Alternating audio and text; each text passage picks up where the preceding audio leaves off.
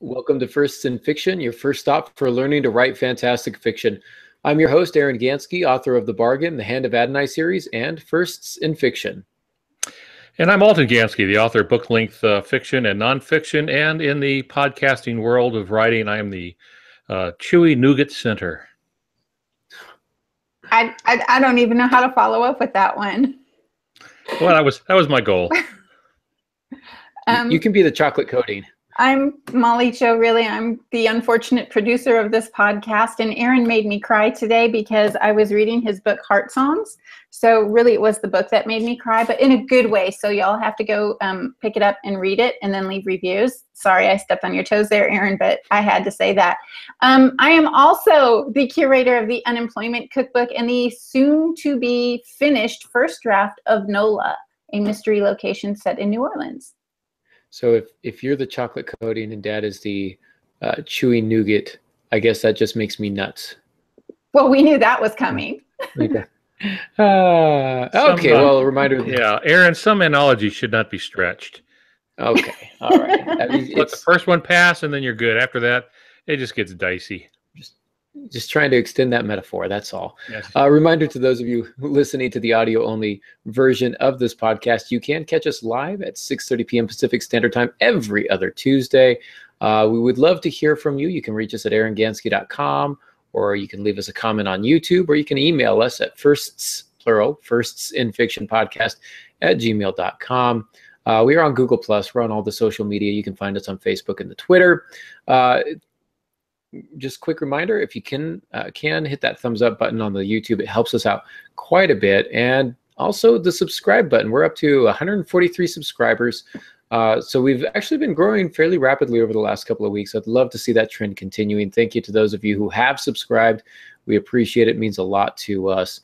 And if you're in the chat room with us at aarongansky.com, you'll notice some links at the top where you can share the website address so that your writer friends can join us and come along for the ride and ask their questions and leave us their wisdom in the chat room as well. We'll have Molly, the chocolate coating, following that chat room for us and keeping track of all that. So appreciate that. On to our Ask the Author. This one comes again from James Earls, and he asks us, and I thought this was a really good question. He says, how do you keep from duplicating things that you read? Specifically, how do you keep from putting stuff into your own work? Or in other words, how do you keep your work as original as possible? I loved this question. As a matter of fact, I think we could probably do an entire topic on it. We're going to have lots of answers. Pops, I'm sure, is going to have other things to say, different than what I have to say. Molly's going to have some different ideas as well.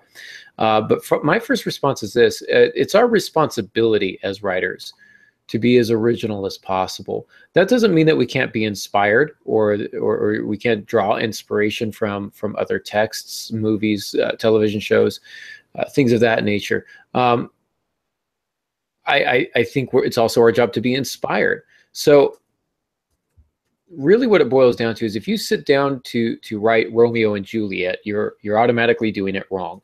But if you sit down to write more of an homage to Romeo and Juliet, what you want to add is the word but. I'm not going to write Romeo and Juliet. It's going to be Romeo and Juliet, but with fangs. We'll say, you've heard me say that before. Twilight's, at least as far as I can read it, kind of a Romeo and Juliet with fangs, which is an interesting concept. Significant difference between the inspiration from your source and how to make it original and fresh is going to be very, very important.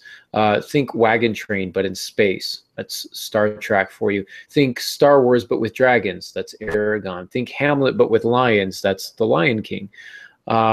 Several different other things that you can do. You can also change the ending, or you can change the characters in it, specifically your protagonist. Perhaps there's a character that you love and you kind of want to see how they react in a particular situation. How would Monk handle a situation in the sewer? A murder mystery in the sewer. How would Luke Skywalker behave if you were exploring a sunken ship, let's say? How would Jack Sparrow, the pirate, behave if you were trapped 30 feet in Antarctica? There's lots of different ways to change things up a little bit, to draw inspiration from multiple sources and to try and weave them together. There's a lot of power in that. Again, the goal is not to write Jack Sparrow. Jack Sparrow's already been done. The goal is not to write Sherlock Holmes. He's already been done. But when you look at Nero Wolfe, the twist there is that he's housebound. He's also, overweight and a little bit brash. And so there are differences between your Sherlock Holmes and your Nero Wolfe. Pops, you could probably go into more detail than I can. But that's kind of what you're looking for. Not just somebody who's brilliant at solving mysteries, but different from the prototypical detective in other ways as well. How about you, Pops? What would you say? I was just thinking that you said Nero Wolfe was sort of brash. Yeah. It's like saying a tsunami is sort of wet. He's very brash, but that really is, as many stories have been. Hercule Poirot is really a takeoff of Sherlock Holmes, so that's not unusual. And I think what you're saying is very good. You can just change things up. There are very few truly unique plots. There's just a fixed number of believable plots, but they've been twisted and set in different places that make them more interesting. So the key for me, though, is to keep from copying. I want to answer that part of the question first. Is I made it a policy not to read in the same genre I'm writing in at the time. So, for example, if I'm writing a book with a supernatural suspense novel, I don't read supernatural suspense. I'll still read, of course, because you need to do that as a writer, but I might be reading mysteries. I might be reading something else, science fiction, whatever. When I'm done with the supernatural suspense, then I might go back and read some of those so that I'll be prepped for the next time I do that. But that keeps me from trying to copy ideas, at least subconsciously, taking some idea, from a Frank Peretti book or something and sticking it in mine without thinking. And I think sometimes plagiarism happens that way. It happens without people really realizing they're doing it. Others certainly do that. Now, if we think about the thing that really makes the change is going to be your characters. Since there's only a fixed number of plots, the things that make the difference are the settings and the characters. And those two things, you can take any overused plot and make a great story out of it. So let's go back to your Romeo and Juliet. Of course, Romeo and Juliet is a story about young love that ends in tragedy, and they're being kept apart initially by their family. Well, let's have old love. Let's have Romeo and Juliet, but Romeo's 80 and Juliet is 79. Okay, and their family is trying to keep them apart because they think Juliet's trying to take Romeo's money, or Romeo's trying to take Juliet's money, or they think they're both are suffering from some kind of dementia or whatever it might be. Or if they get married, they get cheated out of their inheritance, whatever it might be, what the motivation might be.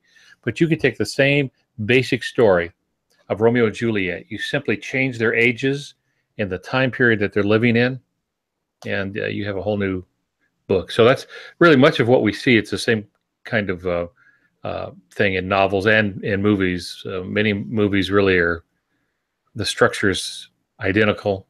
It's just the names have been changed to protect the guilty.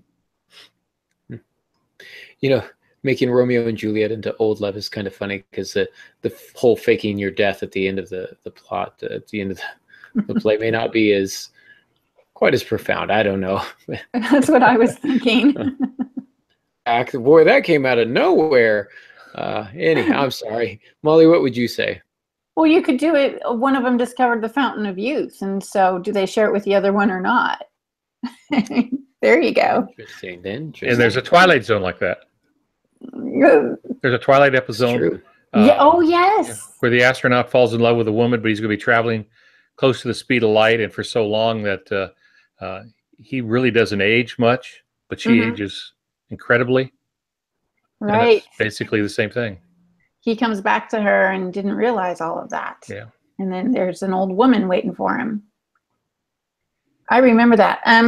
My response is, if or when you're proofreading your own work, or if while you're proofing your own work, sorry guys, if you're thinking of someone else's work while you're proofing your own, you need to change it. It can be simple as Aaron mentioned, with a twist of ideas.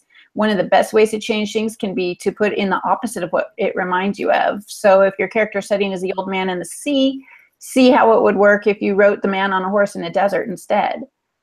If your setting has to be the sea, does it have to be an old man? Lastly, if you're concerned that your work borders on unoriginal at best and near plagiarism at the worst, have a trusted family member or a friend read it and offer suggestions for resolution.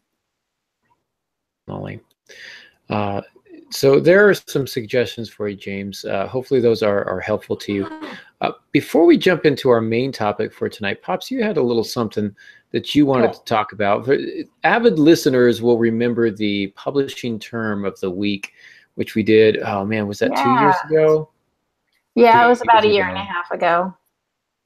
And so, Pops, you've got a little one that you want to talk about this week before we begin. Yes, came back today from going to a movie, and waiting in the mail was The Assault. Now you're going to say that's not new. You've already talked about that. But what you may notice is this is hardbound. And yes. If the book isn't published in hardbound, it's going to be probably a little hard to see. But see how large the print is? That's nice.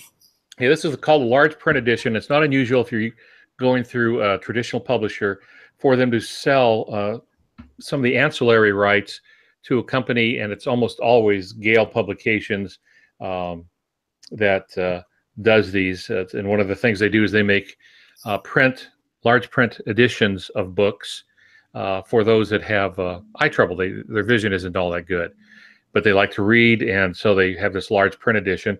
When a publisher does that, you will get a copy if your publisher does it. As opposed to the way the book originally came out, it's all the same cover, but this is bendable, and it's because it's called a trade paper, or that's why it's called a trade paper. So that's going to be your term, since we're just going to slip this in this one time. Trade paper is like a paperback novel, but it's larger in its size, its format. It's often almost the same size as a hardbound book. So anyway, I thought that would be fun for those who may not have seen that before, that the large print edition with at least traditional publishers, legacy publishers, that they still provide that as a service to others, and they get sold into libraries and the like. And so I've got a bunch of them laying around from all the books that I've done. I always get one or two copies, author copies, to put on the shelf. What is the percentage of large print books versus trade paper? Well, it's much smaller. They have, when I say they, I mean Gale Publications. They have their own way of selling the books, and again, many of them are sold into things like libraries, and the places they're going to advertise will be like in senior magazines and stuff like that, where you get old like me and your eyes don't work like they used to. Of course, my eyes never really worked all that great to begin with. But so I can't give you the percentage of sales. It would really depend on the book. If you have a successful book, then your original hardbound or your trade paper is going to far outstrip the large print. They have limited audience. Okay. Thank you for that, Pops. Now, that trade paperback that you were showing us looks an awful lot like the one that, Molly, you were holding up before the show. The one that made me cry? Yeah, that looks very similar in size and shape. So that's also a trade paperback. This is our shameless self-promotion time. So Pops has obviously the new novella out, The Assault, and Cindy Sproles and I, or Kay Morrison and I, have Heart Song that released recently. Okay, and we just want to... The Assault is not a novella. It's a compilation of novellas. You set them straight, Pops. You do that. Yeah. Reach up here. Lean forward so I can hit you in the head. These are the compilations that are coming out in cycles. This is cycle number 2. And so, okay, I'm sorry. Carry on. Yeah, so that is recently released with novellas from Frank Peretti, Bill Myers, and Angela Hunt as well. And so that's available. And we know many of our listeners have already picked these books up and read them, and we appreciate that. It means a lot to us. But one thing that also helps us out, in addition to your subscribing to YouTube and all that, is just writing up a quick review on Amazon or Goodreads or both, or Barnes & Noble, or wherever it is that you typically leave your reviews. Really helps us out. Seeing those reviews, just even the number of reviews. You don't have to leave us 5-star reviews if you don't think we we deserve a 5-star review. Apparently, I made Molly cry today, so she's probably not going to give me 5 stars. I understand Not that. today. We'll see how the ending is. Yeah. So, even if it's a 4-star, 3-star, just the honest reviews, just a number of reviews really helps us out. I often think that 4-star reviews is more reliable than a book with all 5-star reviews. And so I actually cherish the 4-star reviews that my novels get, simply because it doesn't look like only friends and family are reading this thing and ranking it, but that it's being read by other people who don't have some sort of connection to me. And it makes it a little more legitimate. And that's why Pops, that's why I always give you a 4-star review.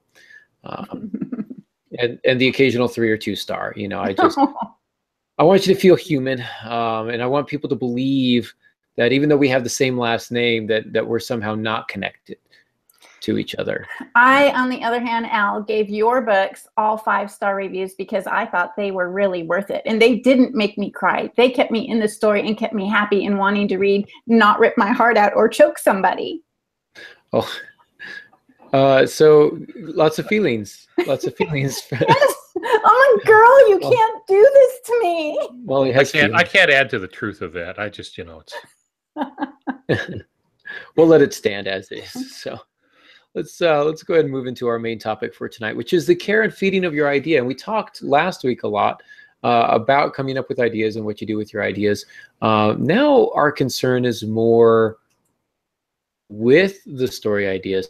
How do we plant that seed and kind of nourish it and let it grow and water it, etc. So ideas, we know, come from a variety of places, and we're very good at asking the what if question as writers, but we're not always great at the what next. And that's where this podcast is going to come into play. How do you take this initial idea of what if and turn it into something a little bit more? Molly, you wanted to mention something before we begin. I did. I took a look at the show notes, and there's a lot of great information here, but I want to ask for clarity for our audience. Do you consider this basically a linear outline of things to follow to develop your story or novel? Or are these more like just a bunch of resources? It's okay to process one here, one there, as long as it keeps the novel growing? Like, can you pick them in different orders, or should this be a go in sequence thing? I think a lot of this came chronologically from how I go through the process and how other writers go through the process. Well, what do you know? You made me cry. It's not a hard and fast rule. You can skip around. If you read the, I can't remember the guy, Randy Ingersoll's on how to write a novel, he's going to suggest a slightly different. Ingermanson, thank you.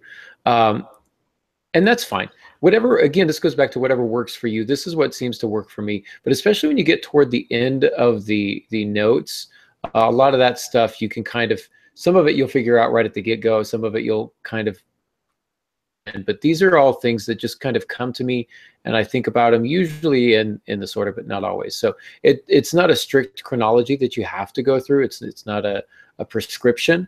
It's a recommendation, and it seems to work for myself, at least, and Pops, I believe it kind of works for you. I don't know if it works for you in this order. Do you kind of think of this in a separate order?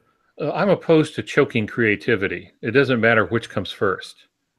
At some point, you're going to be working this down either to an outline, if you're an outliner, or to some structure you keep in your mind if you do an intuitive writing.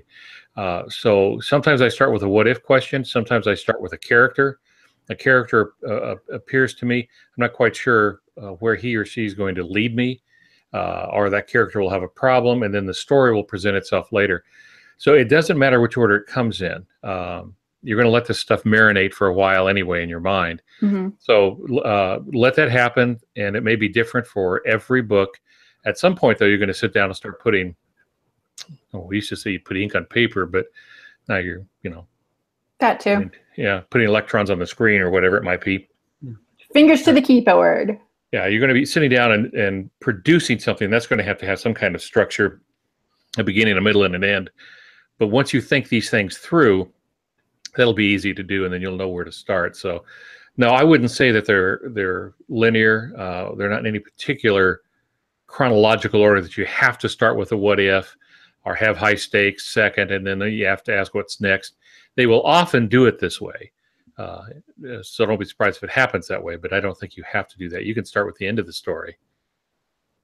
And then ask yourself, how did we get here? And then go back and figure that out.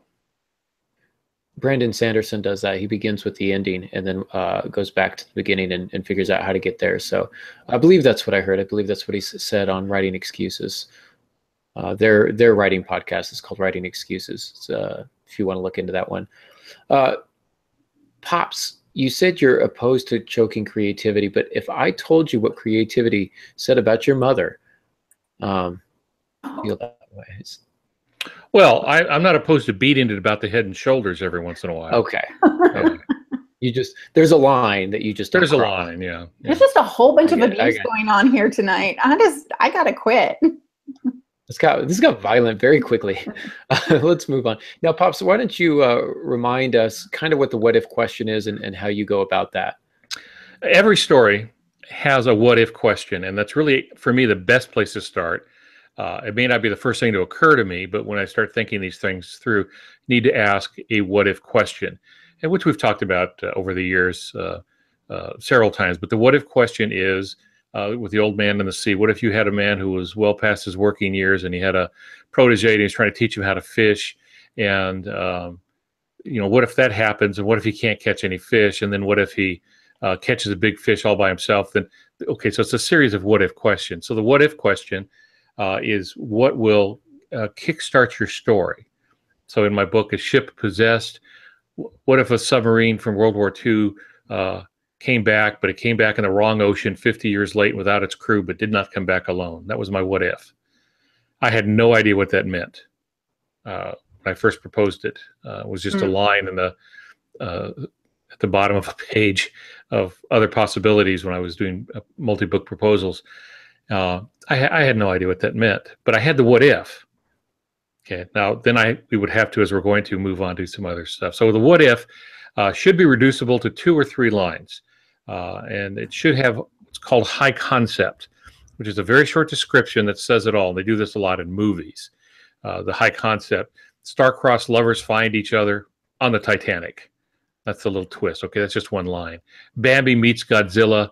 Bambi wins. Right, so that's the high concept. Now, how does Bambi beat Godzilla? We don't care yet. You're just looking for the what if question. A child falls down a rabbit hole and discovers a strange and dangerous world. Okay, that's Alice in Wonderland. All right, it's a great what if. Don't have any idea of what happens beyond that at this point, but nonetheless, you have your what if. What if someone learns how to clone dinosaurs? So we go to the Michael Crichton Jurassic Park. And then he had to go through and figure all this stuff out. That's really what it is.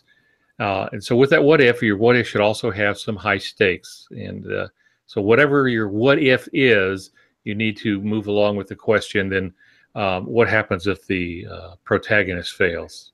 What's the price that's paid? Who gets hurt? Who dies? How does the world change? So they all really work together. They all stem from this what if question.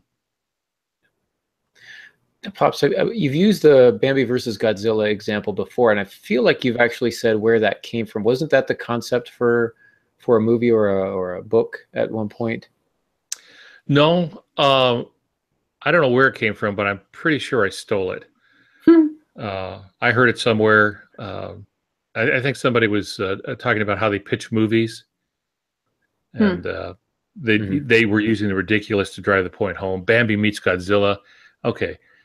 First of all, that's just ridiculous. And then you add the twist. Bambi wins, and the producer in that one line can get the big picture, that the weaker overcomes the more powerful, and it has a twist ending. Doesn't have to be Bambi and Godzilla, but that's really what the producer's saying is, okay, I can see a story draped around that kind of structure. Good. And that's the most natural place to start. It's, again, not the place that everybody starts. Some people begin with the characters, like you say, Pops, and I think those stories are excellent. But you want to ask yourself when you're done with that, what next? We know what if, now what next? So we've got a giant Death Star that's ready to blow up planets. What next? So there's some sort of super powerful force that can be used as a weapon. What next? Think of Dean Koontz's Odd Thomas, where he said basically, here's a kid who can see dead people. Okay, what next? Oh, he can also predict terrorist events. He can also predict mass destruction and tragedies that are coming. So not only can he talk to dead people or see dead people, he can also predict these events. Well, that creates more of a ticking clock, things of that nature, and that's where you want to go with that. Who does this affect, and how does it play out in the story? Does that make sense? It does. Yes. Yeah, and then with that, you escalate the tension over the span of the story. Now, it's kind of cliche, but what you usually learn in writers' conferences is in chapter 1, you put your protagonist up a tree. Chapter 2, or Act 2, I should say. Act 2, you throw rocks at him, and Act 3, you cut the tree down. You just keep making things worse and worse and worse. And again, it doesn't matter the kind of story. It can be a romance story. It doesn't really matter. Romance is in the current sense of romance novels, not the literary romance, which is a whole different ballgame. So you escalate the tension over the span of the story. You just keep squeezing the protagonist. And that's the what's next. How does it get worse? How does it get worse? And that's the driving force. I always say that people struggle with coming up with what to do with the middle. I know how to begin my story, I know how to end, but I don't know what happens in the middle. It's really not that hard. Just make your character's life miserable. Just set something on fire. Blow something up. Like there needs to be some sort of conflict that's going to, as you say, Pops, escalate that tension over time. Well, let's go back to the old man of the sea. Here you have the old man, and he's not catching any fish. That's bad. Mm-hmm. And then because he's not catching any fish, his protege, the young one who's in essence interning, he had to go learn a craft from someone. His parents take him out of the old man's charge and gives him to another boat so he can learn his craft there. Well, that's worse than not catching any fish. So the old man decides, I'm going to have to do something to prove that even though I'm old, I can still catch fish. And he goes out too far in the ocean. Well, that's really bad. Then he catches a marlin on a hand line. That's really, really bad. But he decides he's going to stay with it, and things keep getting worse. His hands get cut. He gets towed out to sea. But finally, he lands the great fish. There's a little bit of good news, but then the sharks come. And that's really, really, really, really bad. And then he has to make his way back home with what's left of this big fish that he caught. And then people come to respect him, and that's good. And that's the end of the story. That's the little twist of the tale. Wow. Spoiler alert. It's a battle. Yeah. Yeah. Well, it's only been around. Yeah. But what's great about that is that there's a tension that's beyond the simple life or death. And I know that sounds awful. Like life and death seems like that's the most important tension, but it's not always the most important tension or conflict. Sometimes it's the issue of being able to be respected by your peers or by your townsfolk, etc. That can be very, very powerful, very motivating, driving force. And you'll want to think about that. That's one of the other questions that we're going to talk. But before we get to that, the next question that you're going to want to ask yourself is, who's involved? So if you're not beginning with a character, you're going to have to ask yourself, okay, I've got this great concept for a story, cloning of dinosaurs. Great. Now, who's involved? Well, you're going to have to figure that out. It's going to be important to know who your major players are. You're going to need a protagonist. You're going to need an antagonist, sometimes depending on the type of story. I mean, if you're writing something like The Perfect Storm, then it's the weather that's the antagonist. You don't necessarily need a character, though you will probably characterize the nature. You'll probably characterize it. And even though it's not human, you'll probably give it human-like qualities. But you'll need a protagonist. You'll need something working against this antagonist. You're going to need a supporting staff. You're going to need some other characters in there as well. Now, the easiest thing to do if you're stuck on characters is to begin with archetypes. And I've talked about this before. On the show notes, I've listed a website address. You guys can click on that and check it out. And there's a list of different character archetypes. This is going to be like the mentor, the hero, the traveling companions, the star-crossed lovers. It's going to be all those types of things. evil villain with the ultimately good heart. All those types of archetypes that characters can fulfill, they don't have to. I do encourage you, if you're going to draw from that, and it can be powerful, especially if you're doing kind of the hero's journey type of a story, kind of the Joseph Campbell type thing. You'll probably start with those, but then you want to make them unique. You want to make them original still. Change the archetype a little bit. Maybe combine a couple of them. Really think about these characters and give them a history. Give them their own unique passions and drives, etc. Some of your characters that you come up with are going to stem from your plot. If you're cloning dinosaurs, you're probably going to have a scientist that understands cloning. If you're cloning dinosaurs, there's probably somebody who stands to gain money from it, so they're going to want to maybe open a theme park. If you're cloning dinosaurs, you're probably going to want a paleontologist. What could go wrong? Let's get a chaotician in there and have him figure things out. So the plot's going to necessitate certain types of characters. In a naval ship, you're going to need naval personnel. A military thriller, you're going to need some soldiers. If you're writing a fantasy, you're probably going to want some elves and some dwarves. If you're writing a tech thriller, probably need somebody who understands tech. But it doesn't mean that your protagonist has to be that particular person. They don't have to. If you're writing a military thriller, your character may not be in the military. I think of Hunt for Red October, and you've got it's a CIA guy on board a military vessel, and yes, you also have the captain on there as well.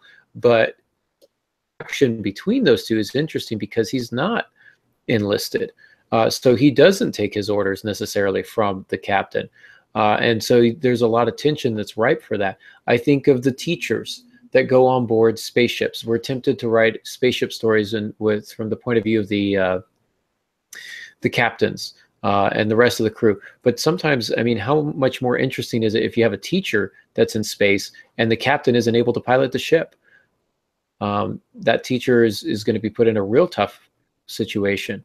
And so sometimes the character that's in over their head can really make for an interesting story, and it can really ratchet up the tension. That's not to say that if you're writing a military thriller, you shouldn't have your protagonist be enlisted. It's just to give you options to think about. Characters should be capable, but they shouldn't be perfect. You need to ask yourself, how are my characters flawed? Where are they strong? What are their strengths? What are their weaknesses? Those types of questions. Pops, what else on that? Well, you certainly do need a clear protagonist, as you said. But what I want to point out at this is that even if you have an ensemble cast, that's one of my favorite ways to write. You always have a clear protagonist, even though you may have several good guys, which I did in my book, Through My Eyes. It's an ensemble cast and a lot of good people that any one of them could be the protagonist, but there's one primary protagonist. Now, one way we deal with that in fiction is, especially if we're doing third person, is we split scenes up. So when your primary protagonist is present, you're in that point of view. But if you have one of the ensemble cast who's someplace the protagonist isn't, well, you're in his or her point of view. So you can still give them plenty of things to do and plenty of glory to go with that. But even in an ensemble cast, you should have one protagonist who is the primary, the alpha protagonist in your book. So he's going to be crucial to the reader's enjoyment. And it's just the way the human mind works. We need the one person to root for, even though there's a lot of other people in the story. Now, sometimes this can get kind of reversed. And I hadn't planned to get into this, but we've talked about Clive Cussler several times, and his books where he has Dirk Pitt, who is the protagonist, and Gordino, who is his sidekick in essence. I was always more drawn to the sidekick in that story. I just found him more interesting.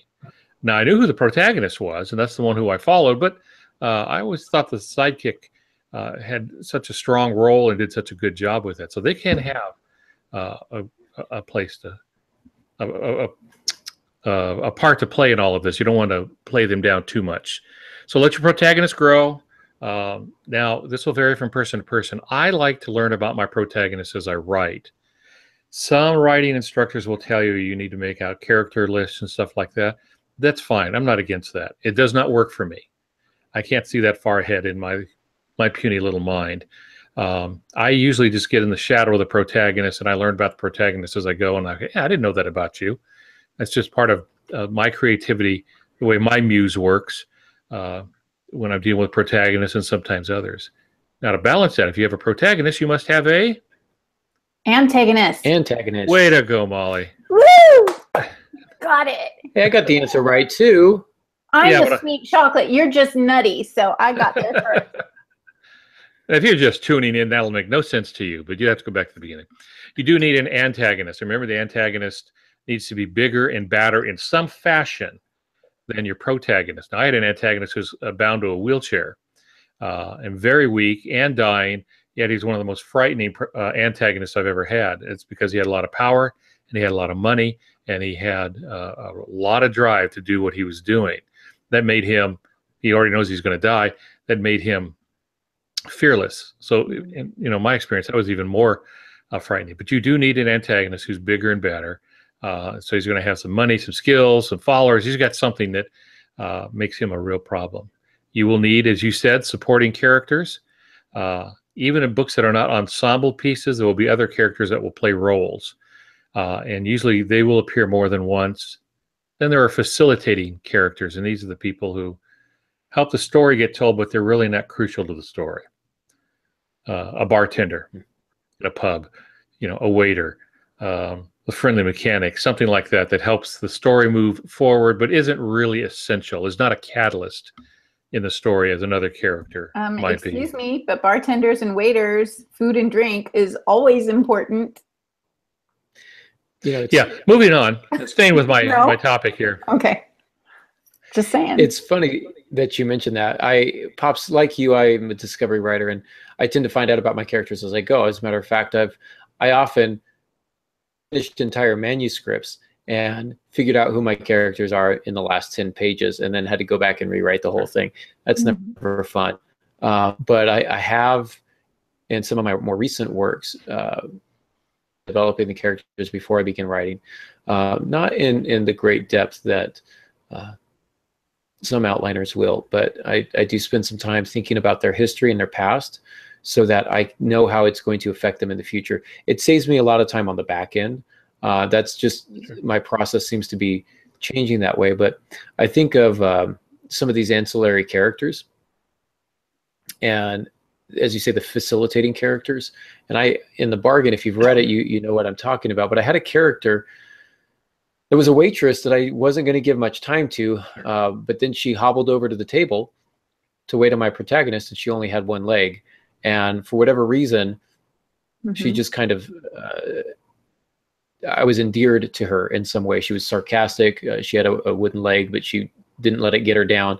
And I was kind of intrigued by that. So she was going to be a facilitating character, an ancillary character, kind of a throwaway character. And yet she developed into something more. And if you've read The Bargain, her story is I feel one of the better ones that I've written. And she's got a part to play in the larger narrative. And so she just worked her way directly into the story, unbeknownst to me, because I was a discovery writer. Make room for that. Make room for that. You can't always plan that at the beginning. Let me top that. My book Enoch. Oh, okay. Yeah, I'm going to top it. I'm going to get even with what you said before. I could top it. I was struggling with a book called Enoch. For those not familiar with the name Enoch, in the Bible, there are two people who never died. One was Enoch, one was Elijah. We know very little about Enoch. The Bible just says Enoch walked with God, and Enoch was no more, for God took him. And that's all we know. Okay. That's perfect for a writer, because that's just a clear slate, just clean. I could write whatever I want. But the idea occurred to me, that go back to the what if that we talked about. What if Enoch came back today? What would that look like? And so that's fine. I bring him back. I drop him down in a field in West Texas. He still won't talk to me now. But anyway, I drop him down there and start making his life more miserable. But I was having a lot of trouble with the book. It would just not quite fit together. And I'd introduce another character, like your character. And he was just this tough guy in the small town that Enoch ends up in. And he's going to wail on Enoch a little bit. And anyway, they both end up in jail. I'll let you read the book, but the bottom line is I asked, what's next? So we talked about that. I said, okay, so what's next? So I had to keep the character in for another scene. I said, well, I got to do one more scene with this guy because the next thing that would happen would be this. So I got to deal with that. Turns out the book wasn't about Enoch. It was about that guy. And not until I realized that did the book come together. And I was probably 25, 30%, maybe more into the book before I realized I had the wrong protagonist. So that's one of the problems of being a discovery writer, but it's also one of the great joys finding out that I'd started down the wrong road, but the characters put me on the right track. Some course correction there. Wow. Yeah. It's very similar, strange, very similar setup I had in The Mustang Prophet, which is a short story that I wrote. Thought it was about the prophet, but of course it wasn't about the prophet. It was about this, this drunk that he gets in a fight with in the first paragraph of the story. I just meant for them to get in a little tough scuffle and kick the guy out, and then he was going to be done. But next thing I know, their fates are somewhat entwined. So characters will do that to you. You need to give them room to do that. You need to give them room to do that. And I think one reason Pops that comes up for us as discovery writers is because we're asking ourselves, what do they want? What do these characters want? You have to be keenly aware that every character in your story wants something. Even if it's just a waitress bringing coffee to the table, she wants to get home. She wants a break. She wants to get off her feet. She wants to drink a cup of coffee. She doesn't have time to drink the coffee, even though she's serving hundreds of people coffee throughout the day. Whatever the case is, she may not play that big of a part of the story, but she still wants something. And you need to make sure that you're keen in on that, because character motivation is really the key to conflict. When you put motivations at odds, that's where conflict really begins and flourishes. You can go with the simple motivations. You can think of your spaceship captain who's trying to protect a crew. The tech guy trying to protect America's digital infrastructure. Maybe there's the jilted bride trying to cope with her loss and insecurity and doubt, all of that kind of stuff. But there's got to be some compelling reason for the protagonist to enter into whatever fray that there is. They are pulled in whether or not they like it. Sometimes they're motivated to solve a problem because it's going to work out well for them. Sometimes they want nothing to do with the problem, but they get pulled in for the sake of others. Whatever it is, just think, what is it why is my character involved in this? What do they want? What do they stand to gain? Some character motivations are more complex than others. Maybe they're manipulating people to achieve their own gains, trying to con a target out of money, trying to con a target out of love. Whatever the case may be, playing both sides.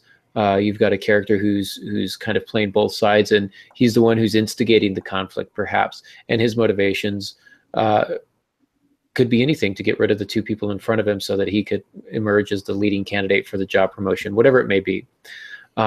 Whatever the case may be, your characters have to want something, and it's better if they want something that's in direct conflict with the other characters. Or if they both want the same thing, but only one can have it. Two guys fall in love with the same girl. Two people vying for the same position at the company. Whatever it is, there's got to be something that's motivating your characters.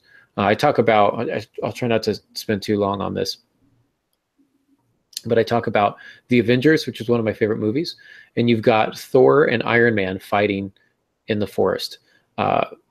Why? Well, quite honestly, because Iron Man is fighting Thor. Who doesn't want to see that? That's amazing. The fans want to see it. Let's just be honest here. Comic book nerds have been dying to see that. But in the movie, they have motivations that are at odds. They both want to take custody of Loki, and they both can't have custody of Loki. And so that's going to put them immediately at odds, and it gives them a compelling reason to argue and fight and blow stuff up, which is super nice. And then, of course, Captain America has his eyes on the prize. He wants peace and he wants unity. And so he's going to come in and play the peacemaker. It's kind of cool. So that's a good example of writers who are aware of the motivations of their characters. The next question that you should ask is, how do your characters win? You don't have to know the answer to this right away, but the sooner you know it, the easier it gets. Pops, when you think about when do you start contemplating how the story is going to end and how your characters win and all of that? Well, an outliner is going to do it from the very beginning. They're going to at least have an end in mind. I've been horrible about that in doing proposals for publishers. I would sometimes get a letter that says, well, we love this story, but how does it end? And I would have to send them a note that says, I have no idea. I haven't seen it yet. And that's an intuitive writer's problem. So I don't always know. And at times I've really suffered and lost sleep over trying to figure it out. It will reveal itself. But I've worried through much of a book, not knowing how it's going to end. So like I said, I get in the shadow of the character, and we see where they go. And then it figures. So far, I've been able to end every book. Whether I ended them well, I don't know, but I've been able to write the end at the end of every book. So I guess I can count that as some kind of success. We may not know when we start writing the details of their success. We probably know they're going to survive. They're going to win. We just may not know how yet. And so we, as writers, will struggle with that. I had that problem with my book Zero G.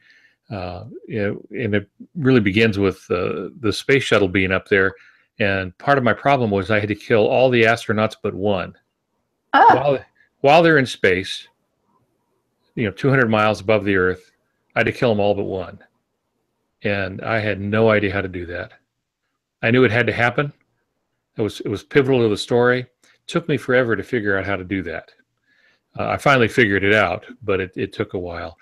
I had the same problem with my book Out of Time, which has a modern pleasure sailing boat sailing into a fog and then bumping into a long ago sunken World War I battleship, a dreadnought, they call him, HMS Archer. And part of the story is I had to get from this sailboat that my characters are on to this gigantic battleship. I thought, well, how do they get up? How do they get on the ship? I had no idea. It took me forever to figure out how to do that because the ship looked deserted. Well, what you do is you wrestle with it, and you toss and turn at night. It will come to you. And with the Harbinger series, those of you who've been watching this for very long know, series of supernatural suspense novellas written with 3 other authors. I never knew what I was getting. By the time it was my turn to write, I was in 4th place. So the other 3 stories were there, and I would be left to juggle all of that to get that cycle finished. And I often had no idea. I had a sore brain when I'd work on those. But that's what a creative person does. So you don't choke the creativity. You deal with these as they come to you. They may not always come in the same order. I think it says a lot about you as a writer, Pops, that working with some of the big names that you are, that they're having you back cleanup. I was thinking the same thing. I haven't thought of it that way, but I really like that. Bat cleanup. Yeah. Yeah. I mean, they put you there because they trust you, and there you are. You're going to hit that grand slam for them. It may be that they just didn't want to work with the ending. I don't know if you just pulled the short straw on that one, but I would take it as a compliment. No, well, the thing is, each one has to be a complete story. So they completed their stories, but somehow I always felt compelled to get everything tidied up so we could get into the next set of 4, the next cycle of 4 novellas. And so a lot of that stuff was set up for me, and then I would have to figure out how to make it work. But that's what we do as creatives. We gripe about it, but we love it. Well, but you also had the task of not only sort of wrapping it up, as you say, but then also almost leading into the next section. I mean, you didn't really know where the next 4 were going to go. They stand on their own, but you still had a little bit of bleed in, right? Oh, sometimes, yeah. Bill Myers would call me and say, look, because he'd be the next one. He's position 1. I was 4, right. So I'd finish mine. He would be the next one to do the next novella. He would say, listen, I need you to plant these things in the story so it'll set up mine. Nice. I'd have no idea how I was going to do that. But I did it. And that's really what novel writing is about, is figuring out some of these puzzles. Show us the cover of the book again, Al. This is Baker bought it. just so everyone knows, we self-published those early on, and a traditional publisher came in and said, no, we'd like to buy the rights to it. And we said, we'll give you money for it. And I said, well, all right. Yeah, twist your I'll take a little money. Yeah, this is the cover. This is the second cycle called The Assault. And there'll be another one after this. Will be another 4 novellas in that. There'll be another one. I don't know if they're going to pick up the last 2 cycles or not. I don't know. We'll see. Well, I hope they do. Yeah, me too.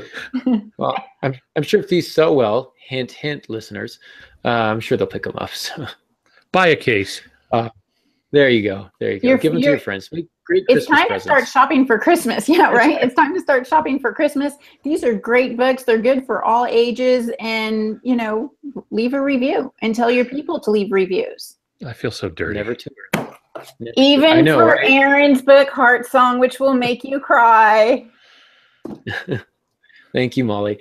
Molly's our marketer as well, so in case you missed that. But other questions, because we are running up against the clock here, so we'll kind of try and go a little bit quickly through these. Ask yourself, after you've asked yourself, how do they win? Ask yourself, why now and why here? So this is really developing the setting. The time and place your story should take place in needs to be important. Avoid choosing a setting randomly because that's boring. The setting should play a part in your work. Think of influences like culture, politics, economy, technology. I've said it before, a love story in New York is not a love story in Texas, is not a love story in California. A love story in California in 1994 is not a love story in California in 1894, is not a love story in California in 1972. Think about the shape the world is in, the town is in, all of those types of things. And then ask yourself, what world is going to best serve my story? Perhaps it's a fantasy world. Perhaps it's science fiction. Maybe it's something strange and alien, something familiar and cozy. Maybe it's a real town.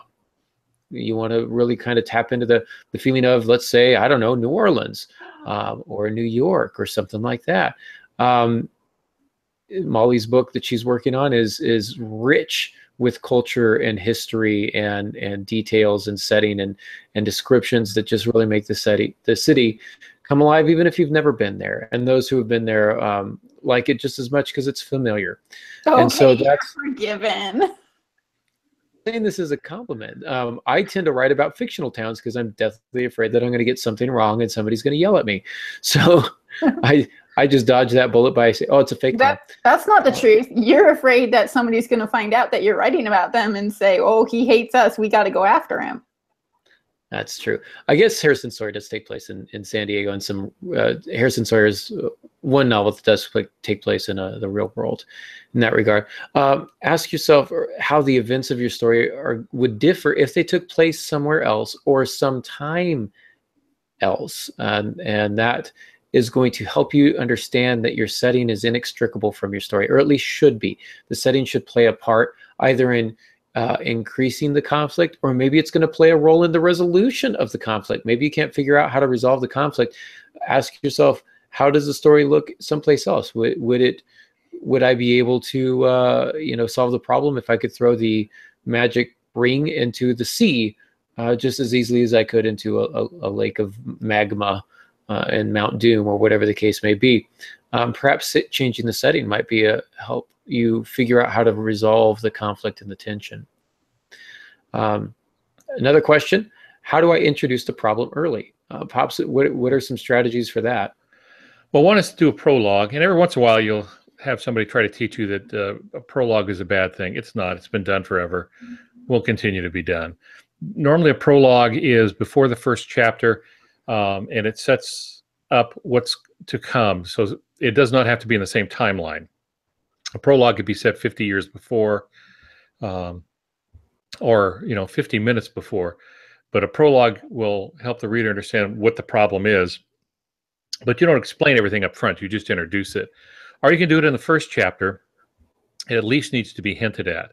So now, don't start off with fully defining these. Part of the joy of reading is learning what's going on over the length of the book. So even if it's fully defined in your mind, don't explain it all up front.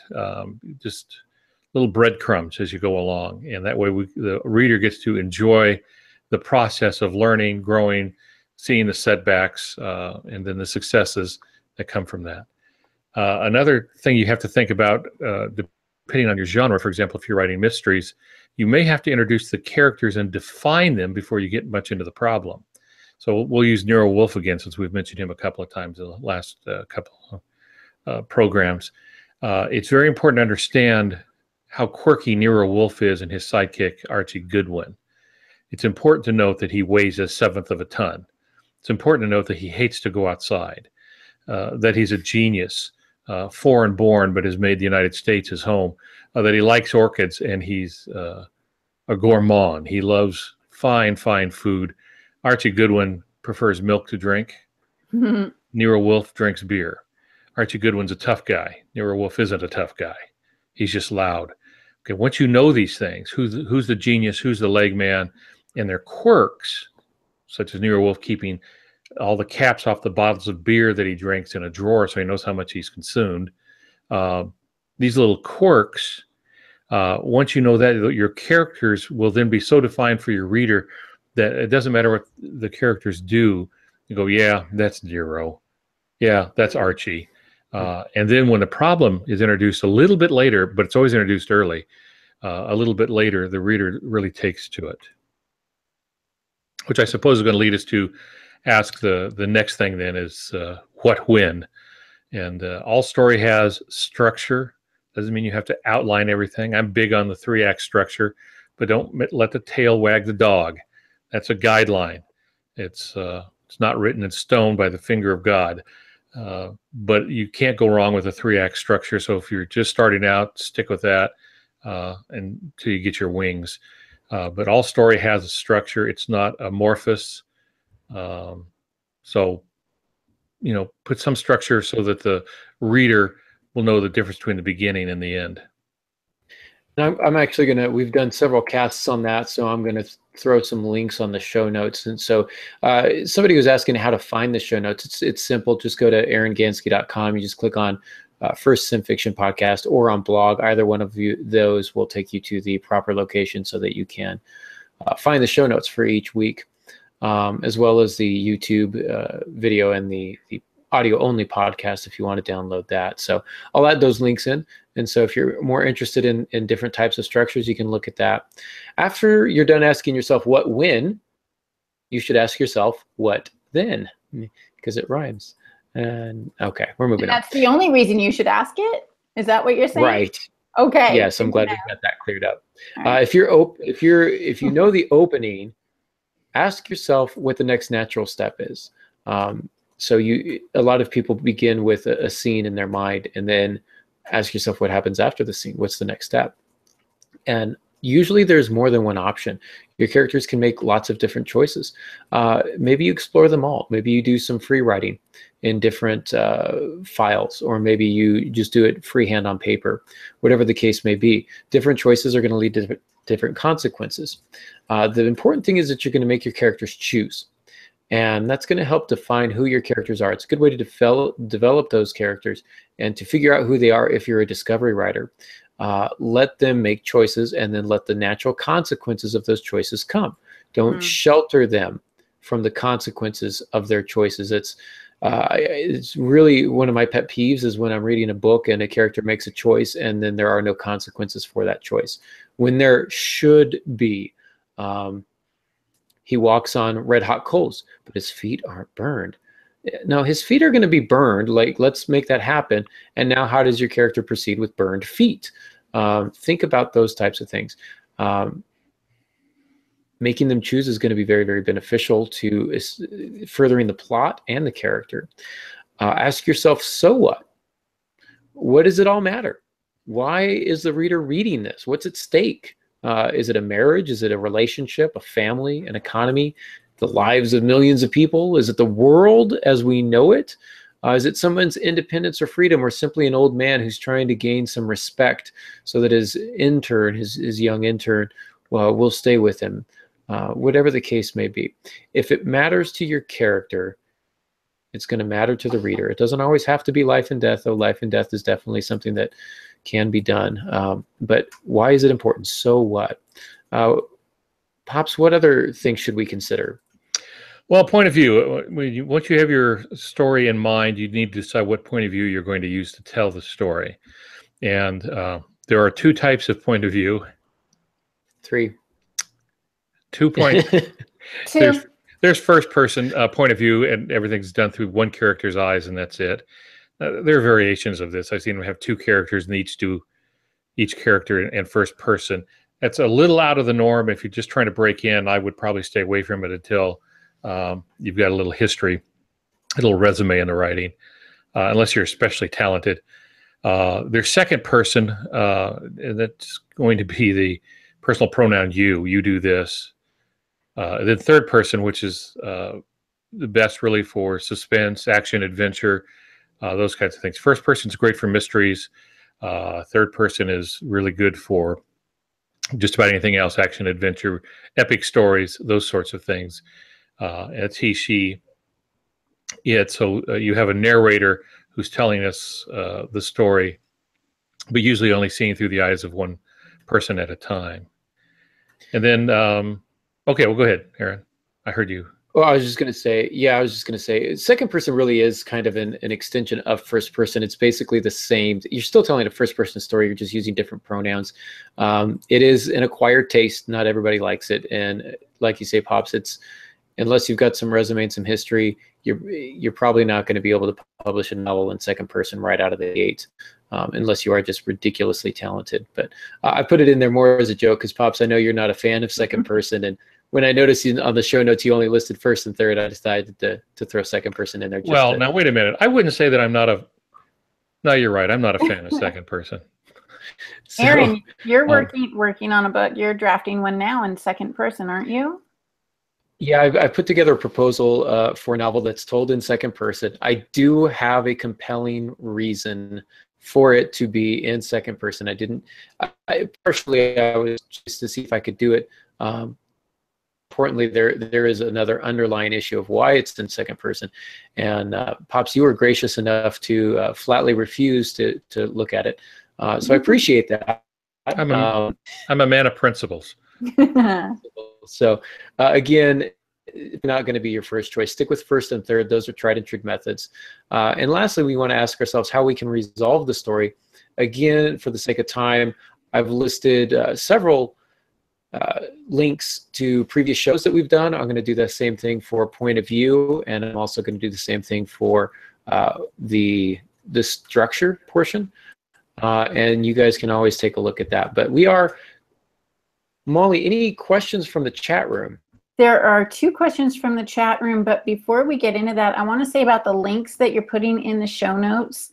It would help us immensely, the same as with any other article online or blog post that you see, that if you like what you have, what we've offered here, if you would share it to your social media sites, if you would link to Aaron's website or Al's website or my blog, whatever you see that's regarding the writing, share it, tag us on it, Twitter, Facebook, Instagram, however you want to share it. But really, it's word of mouth marketing right now that we really need your help on so we can grow. Thanks for that. Did I earn what are my our coffee questions? It's in the mail. The coffee is in the mail. Great. Up front, when we were talking about the different plots and the Ask the Author question, Dave Fezzeton asked, Al, what do you think of the 37 plots list that somebody wrote? It may not be 37, but you probably know what he's alluding to. Yeah, I've heard of that. I forget the number. I forget a lot of things. But I forget the number. It's what he's talking about is a compilation of a boy meets girl, be one storyline. The hero sacrifices himself for the greater good of others, and they're basic storylines that you can make anything out of. But sooner or later, there's going to be some repetition. So as you've mentioned, how many times has Romeo and Juliet been done? Sometimes you don't recognize it right off the bat, but that's really what it is. Poseidon Adventure, okay, is a Christ story. You have one man leading against all the wisdom of the others. He's leading them to safety, and Gene Hackman in the end, who's playing the Christ figure, sacrifices himself. In fact, he even has his arms stretched out as he's trying to turn something like he's being crucified, and then he dies saving them. It's the Christ story has been told in movies, in books, in, I don't know, 1,000 different ways. Well, that's that kind of thing. So it's a list of those. I have not read them in I don't know how long. But that's true. Almost any story can be reduced to one of those. I like that. The other question was again from Dave. He asked, can you have an antagonist who turns out to not be a bad guy after all, and the real antagonist has been doing all the rotten stuff behind the scenes, like a mystery where the real murderer is the last person you expect? Yeah, in that situation, that's known as using a red herring. So the antagonist in that is the first one who's assumed to be an antagonist is a red herring. He's leading us astray from the real bad guy. And we don't find that out to the very end that it's someone else. And that's done really quite a bit. You know, I was just watching something on television. That's what it was. It was the old switcheroo at the end. You think you know who the bad guy is. Then you find out it's someone else. And then you go, oh, now I get it. All the clues make sense. So yeah, that certainly can be done.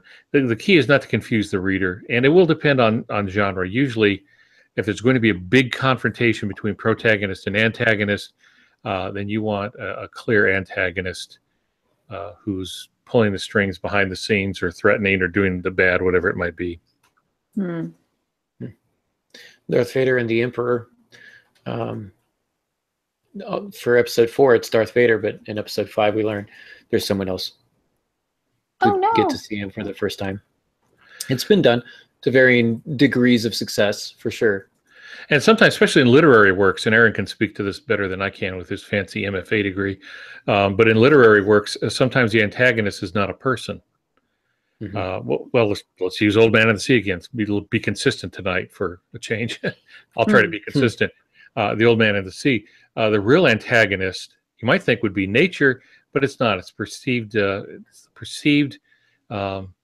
view of elderly people, that they're not useful anymore. Once you reach a certain age, they just have no use. That's not true, Al. We still appreciate you. Wow. And that concludes our podcast for tonight. Yeah. Everyone pray for Molly.